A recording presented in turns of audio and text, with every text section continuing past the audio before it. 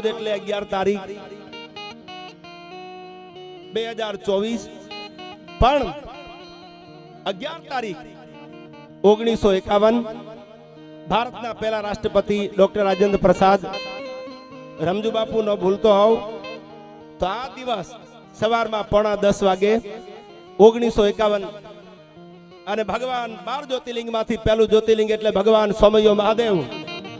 જેનું 1951 ભારત જ્યારે આઝાદ થયું પહેલા રાષ્ટ્રપતિ ડોક્ટર રાજેન્દ્ર પ્રસાદ જેમને આ તારીખ સવારમાં 9:30 વાગે જેને આપણા સોમનાથ મંદિરની પ્રાણ પ્રતિષ્ઠા કરેલી આ દિવસ હતો એટલે એકવાર ભગવાન શિવને પણ આપણે અહીંથી યાદ કરવો છે ત્યારે તો નમામિ સમી સામ નિર્વાણ રૂપમ વિભુવ્યાપક્રમ બ્રહ્મ વેદ સ્વરૂપમ અનિજમ નિર્ગુણમ નિર્વિકાર